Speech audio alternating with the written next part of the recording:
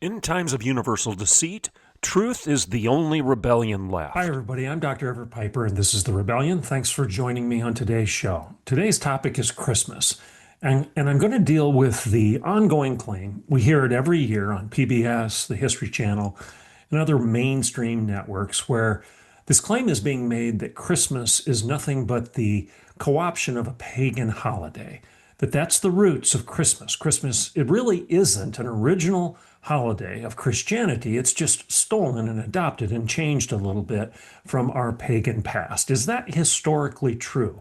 Is that an accurate claim about Christmas? I'll answer that question today, and I'm going to use Wesley Huff's information, an excellent scholar, linguistic scholar from Toronto, who has been on the Joe Rogan show. He's been on various different networks across the world recently, defending the Christian faith, a biblical worldview. And Wesley is probably one of the best scholars out there right now in defending his opinions, his views, his points with the Bible and with history. So I'll be using Wesley Huff and I'll be answering the question, is Christmas really a pagan holiday? Now, remember, before we get into today's show, that the sponsor of the rebellion is Equipping the Persecuted, an organization that reaches out to the people in Nigeria who are being persecuted for their Christian faith. We've talked about it 100 times on this show. There are literally tens of thousands of Christians who have been killed in Nigeria for being nothing other than Christians. The Fulani tribe in particular, are persecuting these Christians. And the government is doing nothing about it. In fact, Judge Saul, the founder of Equipping the Persecuted, tells us that the Nigerian government is actually telling the military to stand down. They're not allowing the military to go into these villages and stop the butchery and stop the persecution. So if you want to make a difference in the lives of these people by providing medical supplies and schools and orphanages and financial assistance to widows who have lost their husbands to martyrdom, go to equippingthepersecuted.org right now, equippingthepersecuted.org, and consider making a tax-deductible gift today. There's no better Christmas gift that you could give to the body of Christ right now than to make a gift to equippingthepersecuted.org and help stop this persecution. Help these people who are suffering for doing nothing other than raising their hand and saying, I believe in Christ. Help them by going to equippingthepersecuted.org. Also remember that if you want to get the rebellion, this podcast, out to your neighbors and friends and others, it would be a blessing if you would go give us a 5-star rating on our channel and also repost this. Post it on your social media, Facebook, Instagram, Twitter, whatever you use, all of the above. Consider pushing the rebellion out there by giving a thumbs up and reposting it and giving us a 5-star rating. Thanks. Appreciate that. So let's go to today's show. Let's start out, but it's that time of year again. It's the most wonderful time of year where the secular world, the pseudo-intellectuals in the secular world, from the History Channel as well as secular skeptics too numerous to count, they're rushing to outdo one another to put a lump of coal in everybody's stocking by telling us all that Christmas really isn't what we think it is. You've seen it. Turn on the History Channel. Turn on PBS. You're going to see these messages. They're pervasive. They're out there all the time.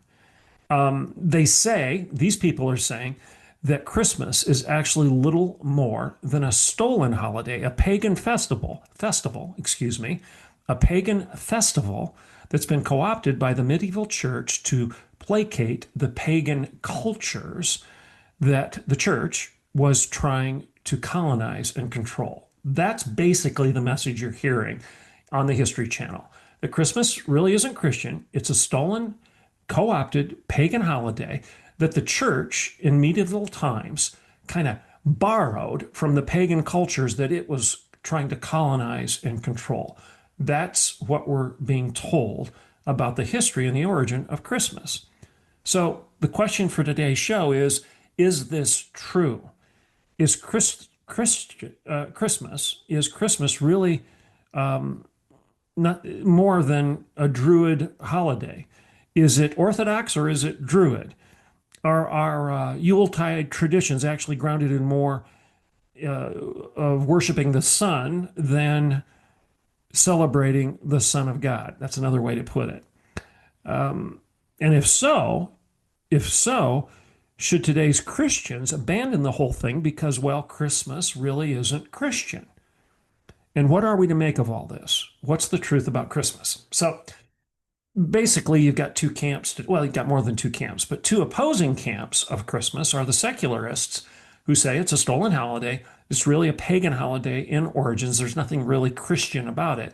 And then you have good conservative Bible-believing Christians whom I'm going to argue today have bought the lie that the secular world has been peddling you, and that you think that Christmas trees and mistletoe and old Saint Nick and Santa Claus and even December 25th as the date upon which we have chosen to celebrate Christ's birth. You have been told that this is all pagan and therefore you stay away from it. You don't want to celebrate it because you don't want to compromise your Christianity by doing so.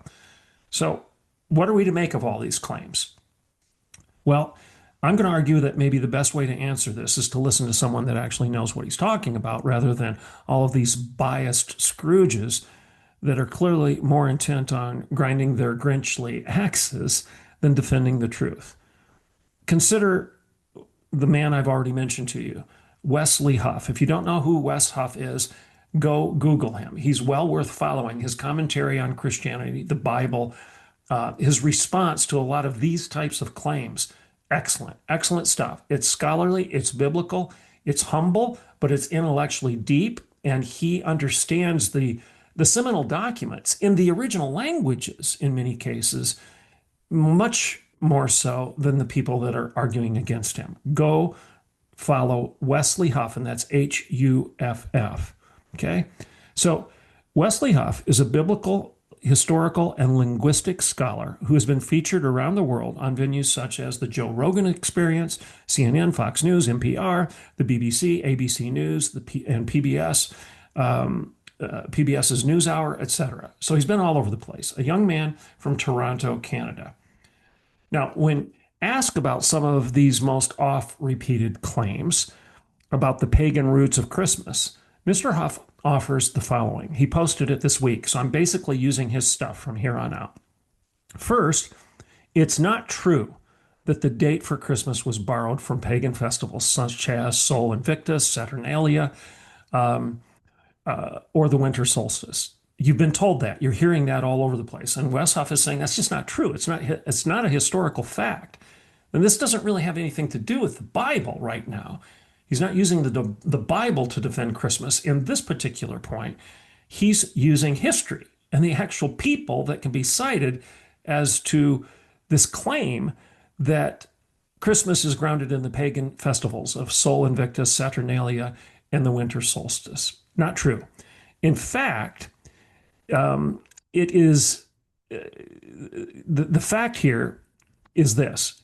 Even though we know from some of the earliest available writings that the church was celebrating Christ's birth on December 25th as early as 204 AD. So the fact is, we know that the church, this is just a historical fact, that the church, and probably earlier, but we know for a fact that the church was celebrating December 25th as the birth of Christ as early as 204 AD. The Feast of Sol Invictus, a festival honoring the Son of God, was not placed on the Roman calendar until the 21st, on the 25th day of December, until 354 AD. Now do the math. That's about 150 years after the church was already celebrating Christmas on the 25th of December. The Roman calendar comes along 150 years later in 354 AD and puts the Sol Invictus festival on that day. So it can't be true. It can't be true that Christians were copying Sol Invictus on the 25th of December because the Roman calendar didn't put it there until 150 years after Christians had already been celebrating the birth of Christ on that day. So that's one historical fact. Okay? So the sun festivals, such as Sol Invictus and some others, weren't being celebrated on the 25th of December until that date, and many of them were celebrated on various other dates, such as August 8th, December 11th, and even other dates included. So that's one fact you need to be aware of. So that's the claim that it aligns with Sol Invictus, the worship of the sun, and somehow Christmas is based on that holiday. Not true. Well, how about Saturnalia? That's the worship of the Roman god Saturn. Well, history tells us the festival of Saturnalia was never celebrated on December 5th, according to Westhoff. The Neoplatonic philosopher Macrobius specifically says that the Saturnalia feast began 14 days before January and lasted 3 days. Okay, that doesn't line up with December 25th. Obviously, 14 days before January, and it only lasted for 3 days. So that's not true. And furthermore, the Fasti inscriptions indicate that during the days of the Republic, the Roman Republic, this holiday was extended to last until December 24th. But again, it never had anything to do with December 25th or Christmas. So Saturnalia never aligned with December 25, never was celebrated on December 25.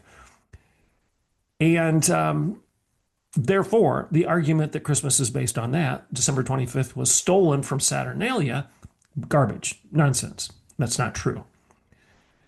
It's also important to note, says Westhoff, that the winter solstice apparently never had any significance in the ancient Roman calendars. No historical records indicate any celebration of this event, the winter solstice, on December 25. No historical calendars indicate that. And there is even a dispute over which day the solstice actually occurred. Pliny the Elder, for example, placed the solstice on December 26th, and the Roman writer Columella, circa 70 AD, said it was on the 23rd. So you got Pliny the Elder, you've got Columella in 70 AD saying that it was on the 26th or the 23rd, but nobody was arguing that it was on the 25th. So again, you've got Sol Victus, no. You've got to Saturnalia, no. And then you've got the winter solstice. No, there's no historical indication that Christians stole the 25th from those holidays as a means of placating the pagans that they were trying to colonize. Not true. So what about the claim that Santa Claus is just a Christianized version of an ancient pagan deity? You're going to hear that over and over again. Not even close, says Mr. Huff. The truth of the matter is the earliest references we have to Old St. Nick or Sinterklaas or Santa Claus or anyone else like him are not from the mythologies of Greece or Rome, but rather from the 1800s and Dutch immigrants in New York. So no, Santa Claus is not, Sinterklaas is not, Old St. Nick is not a stolen pagan deity. There's no evidence of that. Now, there is a mention of a character called Father Christmas in the writings of Richard Smart of Plymtree, circa 1470.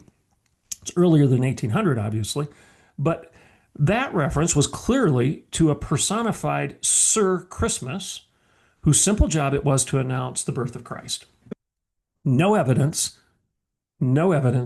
that this personification of Christmas, Santa Claus, Sinterklaas, Old St. Nick, Father Christmas, was stolen from pagan holidays, pagan deities or whatnot.